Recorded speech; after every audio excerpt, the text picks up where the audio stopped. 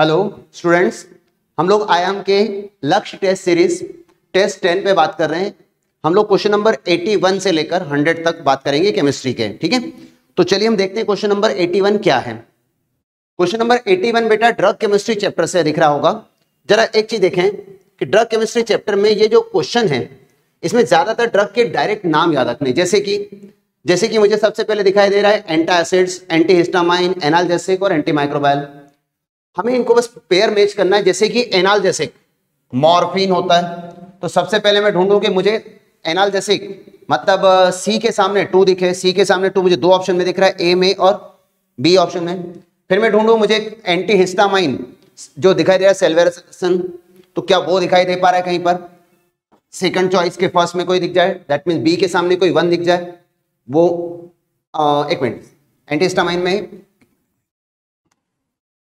नाम गलत है, आपकी होमवर्क बढ़ा दी मैंने।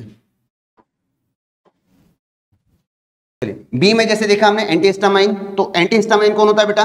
सेल्डेन। ठीक, तो हमें ढूंढे बी के सामने कहीं 4 लिखा दिख रहा है, बी के सामने 4 यहां भी दिख रहा है, यहां भी दिख रहा है, देखो 2 और 2 ये भी मैच कर रहा है। अब तीसरा ऑप्शन ढूंढना होगा हमें एंटासिड। एंटासिड में हमें कोई दिखाई दे रहा है, यस सिमेटिडिन, तो हमें तीसरा ऑप्शन ढूंढना है ए के सामने। ए के सामने तीसरा ऑप्शन कहां है? यहां। लास्ट ऑप्शन है सेल्वेरसन, दैट इज एंटीमाइक्रोबायल, जो कि एक तरह का एंटीबायोटिक ही हो गया।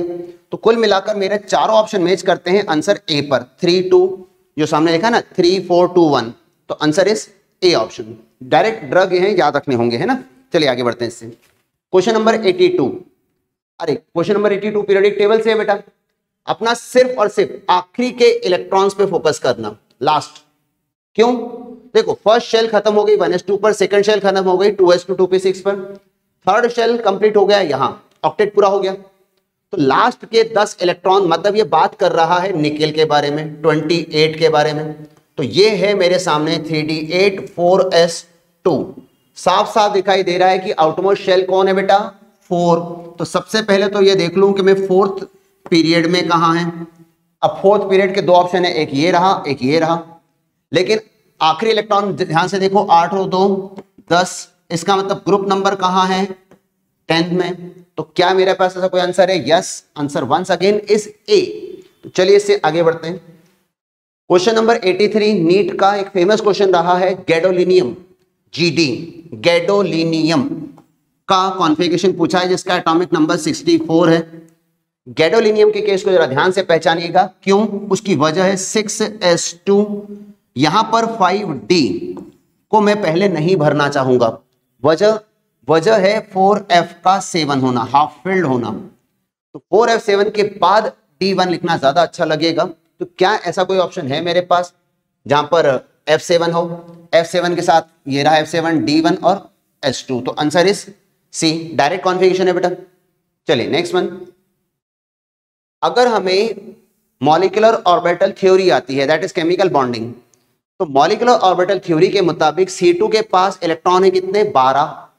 तो बेटा C2 मतलब 12, और ध्यान रहे C2 वाले पैटर्न में दोनों पाई ऑर्बिटल, पाई 2p x, पाई 2p y पहले लिखे जाते हैं, और इनके बाद आता है कौन? Sigma 2p z। तो इस बात का ख्याल रखिएगा कि कार्बन, नाइट्रोजन ये एक्सेप्शन पैटर्न होते थे, तो इनमें पाई वाले ऑर्बिटल पहले रखना, सिग्मा वाला बाद में। तो 12 इलेक्ट्रॉन को लिखने का पैटर्न होगा sigma 1s2 comma sigma star asterisk 1s2 comma sigma 2s2, उसके बाद सिग्मा स्टार 2s2। ये 4 ऑप्शन तो आपको ऑब्वियसली सभी में दिखेंगे। उसके बाद क्या ध्यान रखना है? पहले चाहिए मुझे पाई 2px और पाई 2py, ये मुझे पहले चाहिए। और उनमें इलेक्ट्रॉन कितने कितने? 2 और 2। क्या ऐसा कोई ऑप्शन है मेरे पास? देखो यहां पर लिखा, लेकिन इसने सिग्मा 2pz पहले लिख दिया, नहीं चलेगा, ए आंसर नहीं हो पाएगा। बी ऑप्शन में बिल्कुल ठीक लिखा है, पाई 2px पाई y पहले लिखे हैं, इसका मतलब आंसर होगा कौन? बी। ये गलत इसलिए क्योंकि पहले आपने z भर दिया और फिर पाई का नंबर डाला, वो काम नहीं करेगा। ये पैटर्न होता है बेटा ऑक्सीजन फ्लोरीन वालों केसेस में। तो यहां पर देखो ध्यान से, इसने लिखा तो ठीक तरह से, लेकिन इलेक्ट्रॉन यहां पे लिखा 2, यहां लिखा 1, इसका मतलब गलत कर दिया। तो आंसर डी भी नहीं, आंसर होगा अपना बी वाला। चलिए आगे बढ़ते हैं। क्वेश्चन नंबर 85, 85 में क्या लिखा है, which of the following element whose electronic configuration are given below, नीचे लिखा यहां पर है कि सबसे ज्यादा आयनाइजेशन एंथैल्पी, आयोनाइजेशन एंथैल्पी सबसे ज्यादा होती है इनर्ट गैस की, जो कि यहां एक भी नहीं है। सारा गेम है p ऑर्बिटल के ऊपर। अगर p ऑर्बिटल में सिंगल इलेक्ट्रॉन है लास्ट, जैसे कि ये रहा सिंगल इलेक्ट्रॉन, तो सिंगल इलेक्ट्रॉन निकालना बहुत आसान, तो एनर्जी ज्यादा क्यों लगेगी। ये लिखा है 2 मतलब 2 इलेक्ट्रॉन, अभी भी इलेक्ट्रॉन निकालना आसान है, इसका मतलब ना तो आंसर ए होगा ना आंसर सी होगा।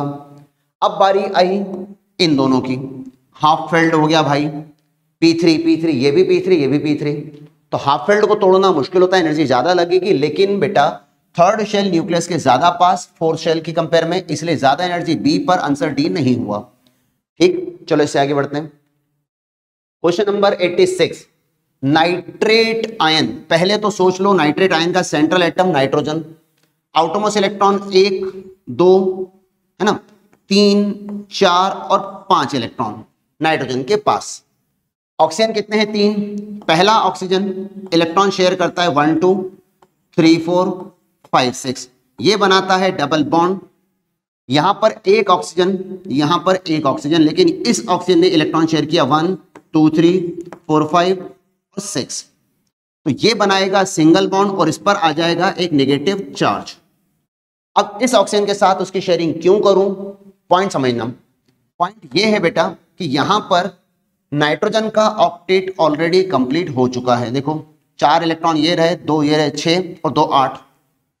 अब इस ऑक्सीजन का 1 2 3 4 5 और 6, तो भाई ये तो कोऑर्डिनेट बॉन्ड हुआ ना, तो नाइट्रोजन का ये वाला लोन पेयर, एक लोन पेयर, एक लोन पेयर, और बाकी के 3, ये दोनों, ये तीनों कौन है, ये तो बॉन्ड बनाने में काम आ गए, तो 3 बॉन्ड पेयर है ना।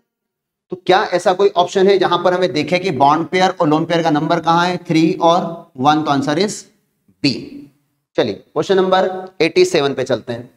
क्या पूछा है, which molecule ion out of following does not contain unpaired electron, किसके पास अनपेयर्ड इलेक्ट्रॉन नहीं है। देखो ऐसे सवाल बड़े शॉर्ट में सॉल्व कर सकते हैं, अनपेयर्ड इलेक्ट्रॉन है कि नहीं है, पैरामैग्नेटिक डायमैग्नेटिक है कि नहीं है, उसका सिंपल तरीका ध्यान रखना, ऑड नंबर के इलेक्ट्रॉन हैं, ऑड इलेक्ट्रॉन मतलब अनपेयर्ड, अनपेयर्ड है तो पैरामैग्नेटिक है ना, ऑड सारे अनपेयर्ड होते हैं और अनपेयर्ड है तो बेटा पैरा, क्योंकि ऑड नंबर में एक इलेक्ट्रॉन तो छूटेगा ही छूटेगा ना।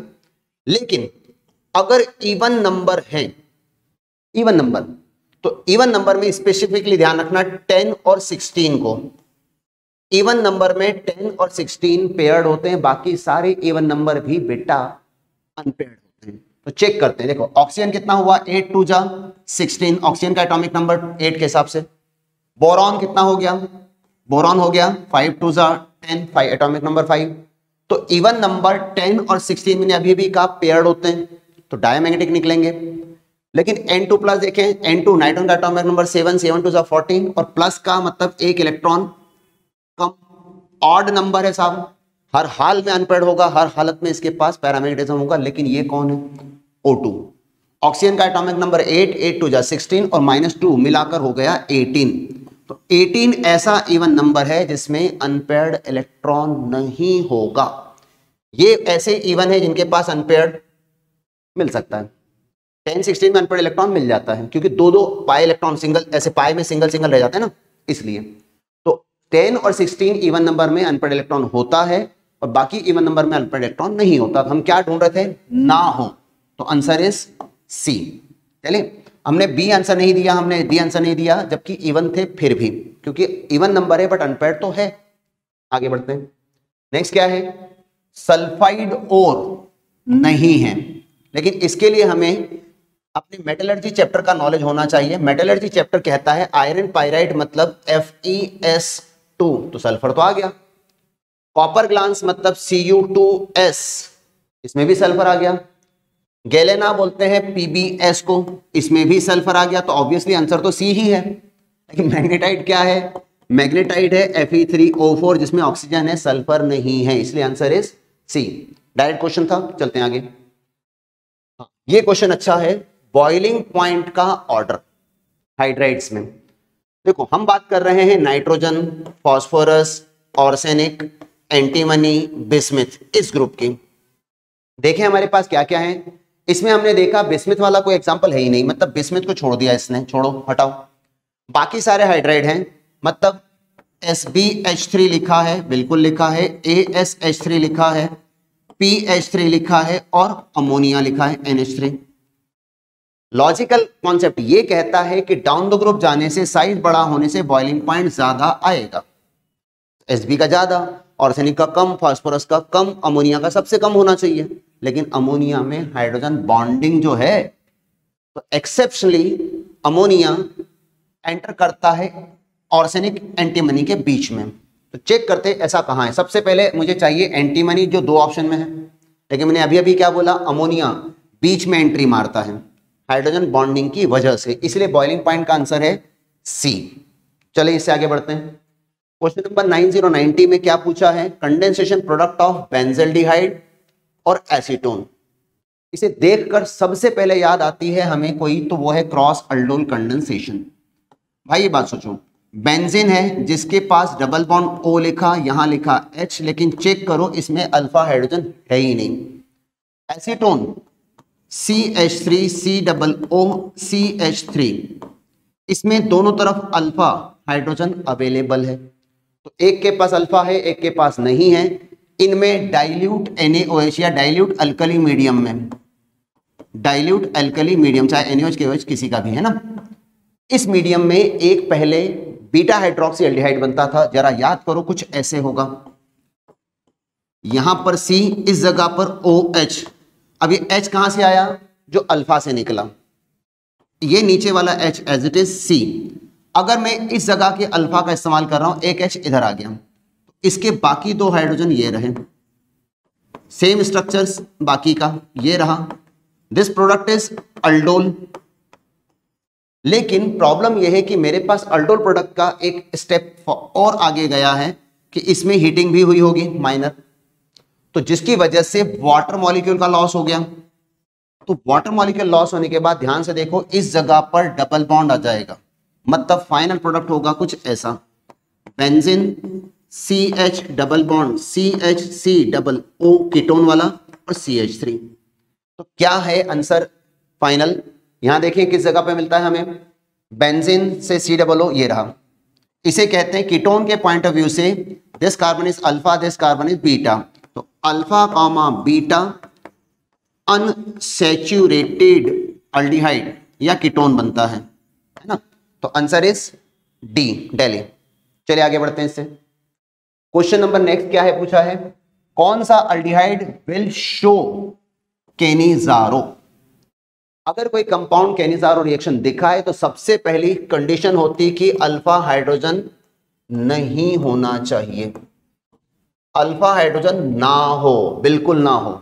सबसे पहला केस फॉर्मल्डिहाइड, फॉर्मल्डिहाइड बोले तो HC डबल बॉन्ड O और इधर H, फंक्शनल कार्बन के बाद अल्फा कार्बन है ही नहीं, इसमें अल्फा हाइड्रोजन नहीं है, तो केनिजारो रिएक्शन आराम से शो करेगा, तो आंसर ए बन सकता है।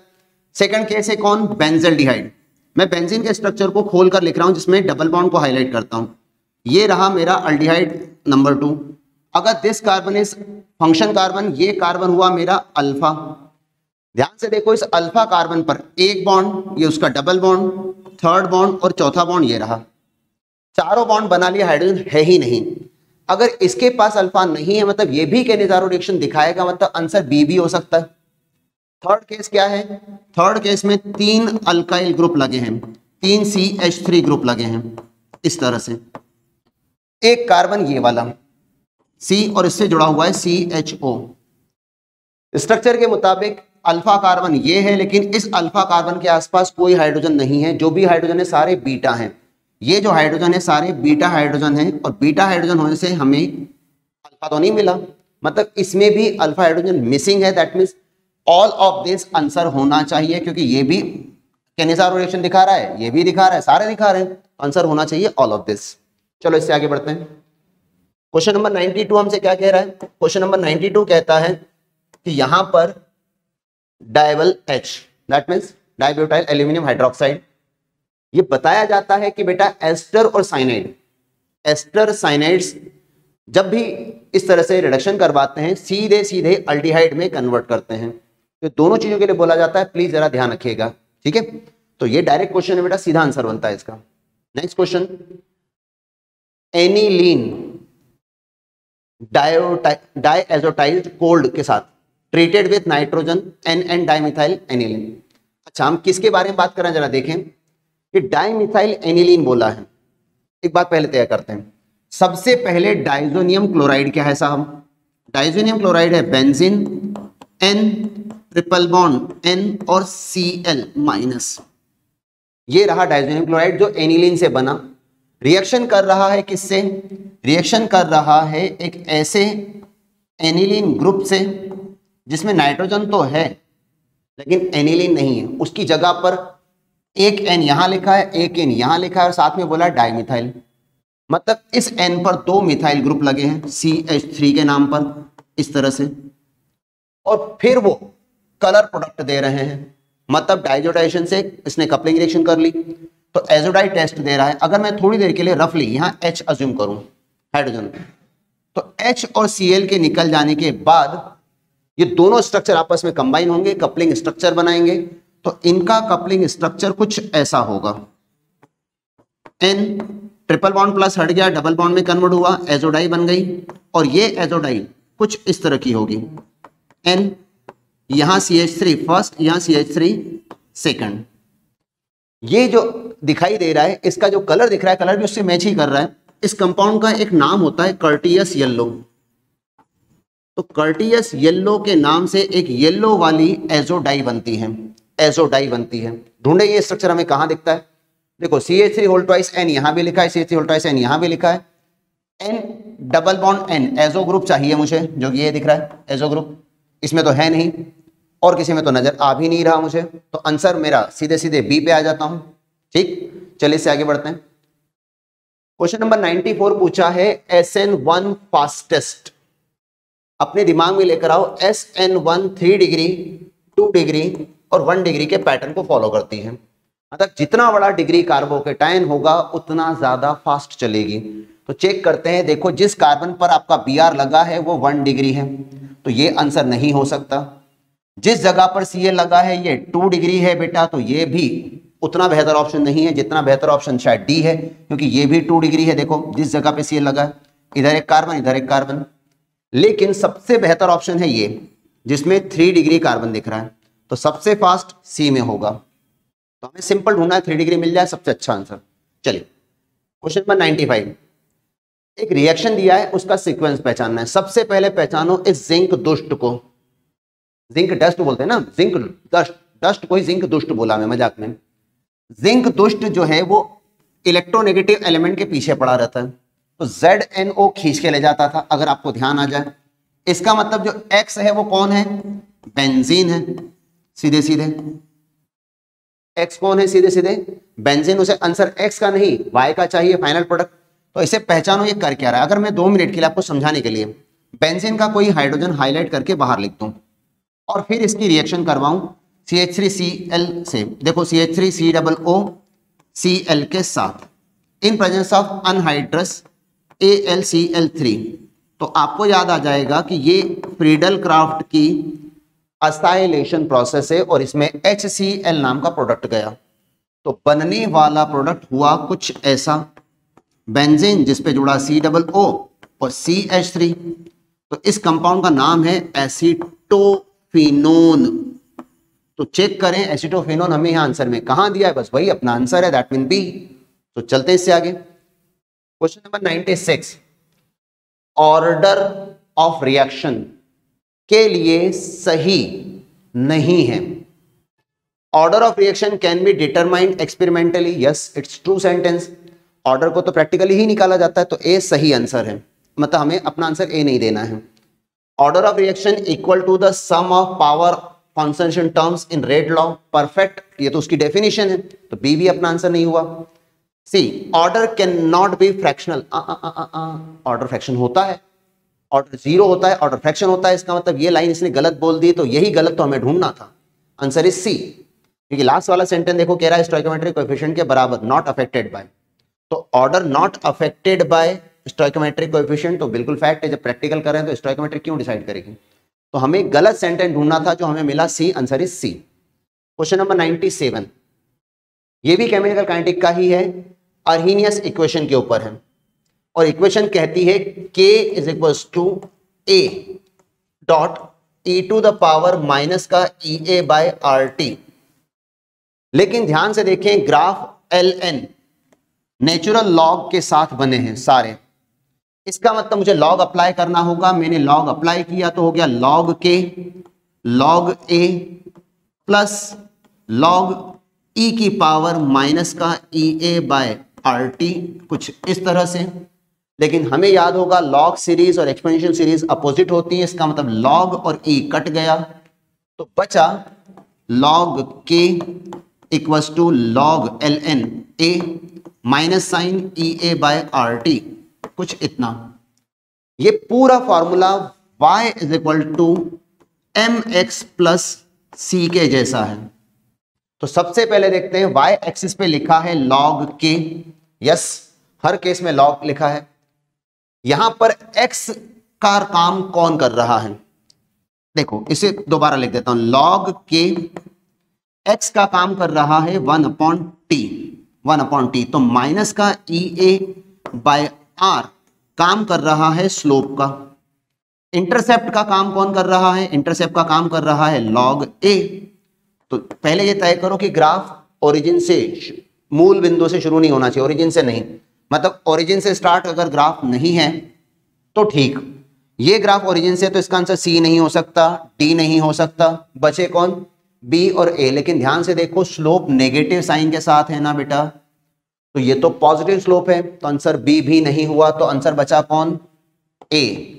ध्यान रहेगा नेगेटिव स्लोप की वजह से ग्राफ का डिमिनिश होना, negative slope minus m value से। ठीक, चलिए इससे आगे बढ़ते हैं। Very good, this question is numerical question from chemical kinetic. बेटा सबसे पहले सोच लो अपनी R is equal to K, concentration of A की power x, concentration of B की पावर y, क्योंकि ऑर्डर ऑफ रिएक्शन ढूंढना है, ऑर्डर x और y। सबसे पहले ऐसा ढूंढो जहां हमें सिमिलैरिटी दिख जाए। देखो ध्यान से, इक्वेशन नंबर सेकंड और थर्ड, इधर मैंने पाया B सेम टू सेम आया। अगर B वाला सेम टू सेम तो B की तो वैल्यू कट गई। इसे पहचानो, देखो ये जो लिखा है इसको पहचानो।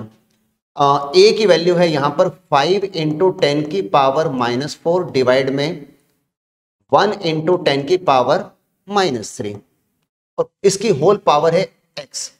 लेकिन रेट ऑफ रिएक्शन क्या हुआ चेक करो, 4, देखो डेसिमल जिस तरह से लिखा है उसे पहचानना जरूरी है। 4 इंटू 10 की पावर -3 डिवाइड में 1.6 10 की पावर -2। कुछ नहीं है, चालाकी है थोड़ी सी, और वो ये है कि इसे लिखा जाएगा 4 इंटू 10 की पावर -3 डिवाइड में 16 इंटू 10 की पावर -3। जो डेसिमल था मैंने खिसका लिया। सेम टू सेम यहां पर देखो 5 इंटू 10 की पावर -4, और ये बेटा 10 लिख लेता हूं 10 की पावर -4। अब पहचानो, बहुत आसान हो जाएगा। 10 की पावर 4 काट दो उठा के, ये भी काट दो, 4 2 जा 16, तो यहां बचा 2, इधर भी बचा 2, और पावर में x, तो सीधे सीधे पहचानो कि कहना क्या जाता है। 4 4 जा 16, सॉरी, तो ये हो गया 2 की पावर 2, 4 4 जा 16, 4 को मैंने 2 की पावर 2 लिखा, तो इसका मतलब x इज इक्वल टू कितना आया बेटा 2। ये किसकी पावर है, a वाले की। x पावर किसकी थी, a वाले की। तो चेक करो कि second order with respect to a, second order with respect to a, लेकिन आधा काम हुआ, अभी हमें b ढूंढना पड़ जाएगा। b ढूंढने के लिए एक सिंपल तरीका अपनाओ कि हम कोई सी भी दो इक्वेशन उठा लेते हैं। जैसे हमने फर्स्ट और सेकंड इक्वेशन का इस्तेमाल किया, ध्यान से देखो 2.5 और ये 5, मतलब सीधा डबल। तो a को अगर मैंने किया डबल और उसकी पावर है x, इधर देखो 3 2 जा 6, तो मैंने b को भी किया डबल, उसकी पावर है y। चेक करो ये कितना हुआ, देखो पावर यहां की लिखी 10 की पावर -3 ना, तो इसे अगर लिखोगे आप 4 इंटू 10 की पावर -4, तो सर ये 4 थोड़ी 40 दिखेगा ना। 10 की पावर 4 बराबर करने पर 40 बन गया, तो सोचो 5 8 40 कितने पे हुआ, 5 8 जा 40, 8 गुना 8 जा, तो मैं अपनी बात को समझूं कि मैंने x अभी अभी तो निकाला है, ये तो रहा x2, तो 2 की पावर 2 कितना हो गया बेटा 4 इंटू 2 की पावर y, सामने है 8, तो 4 से काटा 8 को बचा 2, 2 इज इक्वल टू 2 की पावर y, इसका मतलब y इज इक्वल टू हो गया 1। तो मैं ढूंढूं कि मेरा b का order with respect to b 1 आना चाहिए, that means final answer is b। चलिए इससे आगे बढ़ते हैं क्वेश्चन नंबर 99 पर। 99 क्वेश्चन जिनकी याददाश्त अच्छी है हाइड्रोजन ऑक्सीजन फ्यूल सेल को लेकर, उन्हें फटाक से क्लिक करेगा कि इसमें दो रिएक्शंस का मर्जर है, बट फाइनल रिएक्शन यही है, सीधे सीधे वाटर का फॉर्मेशन करती है, 2H2 प्लस O2 से वाटर बनाती है, तो आंसर इज ए। ठीक, देखो ये रिएक्शन भी फ्यूल सेल का ही रिएक्शन है बेटा, लेकिन ये एनोडिक रिएक्शन है, खाली ये उसकी कैथोडिक रिएक्शन है, ये तो है नहीं। तो हमें कंप्लीट रिएक्शन मांगी थी, इसलिए मैंने आंसर ए पे टिक किया, बी और सी पे नहीं किया। चलिए question number 100, molar conductivity 0.15 m solution KCl, temperature दिया है, इफ कंडक्टिविटी इतनी है, मतलब मुझे ढूंढना है मोलर कंडक्टिविटी, मुझे दे रखा है कापा जो कि दे रखा है 0.0152, और ध्यान से देखो यूनिट है Simon centimetre inverse, Simon centimetre inverse, साथ में मोलारिटी दे रखी है और वो दे रखी है 0.15। चलो पुटअप करते हैं, सीधे सीधे फार्मूले पुटअप ही तो करना है। तो molar conductivity kappa into 1000 divided by m, ध्यान रखना इसकी यूनिट की वजह से मैं इसको यूज कर रहा हूं, Simon centimetre square mole inverse वाली, क्योंकि सारा डाटा सेंटीमीटर में था इसलिए 1000 मैंने ऊपर रखा, अगर मीटर में होता तो 1000 नीचे होता। चलिए अभी आगे बढ़ते हैं। अगर मैं मोलर कंडक्टिविटी ढूंढ रहा हूं, कापा की वैल्यू 0.0152 10 की पावर, अच्छा ये जो लिखा है इसके साथ में 1000 को मैं 10 की पावर 3 लिख रहा हूं, है ना, डिवाइड में 0.15। चलो डेसिमल हटाने की कोशिश करते हैं, 1 2 3 4 डिजिट, यहाँ पे 2, तो डेसिमल हटाया तो यहाँ पर 100 और आ गया, ऑलमोस्ट कट रहा है तो काट ही देते हैं, ऑलमोस्ट। हाँ, ये 10 की पावर 2 नीचे जो दिख रहा है ये ऊपर आ जाएगा, अगर ऊपर आ जाएगा तो क्या करेगा, 4 वैल्यू थी तो ये टोटल मिला के समथिंग कितना बन जाना चाहिए इसको, ऑलमोस्ट 100 के आसपास, तो ये वैल्यू बचती है कुछ इतनी। अब सवाल है कि क्या मेरे पास 100 के आसपास का कोई आंसर है, क्या मेरे पास 100 के आसपास का कोई आंसर है, एक मिनट कितने डिजिट थी, हाँ ठीक है, तो ये वैल्यू मेरे पास 101 के आसपास का आंसर है, एग्जैक्ट 100 तो नहीं है, तो आंसर इज सी। ठीक है, थैंक यू।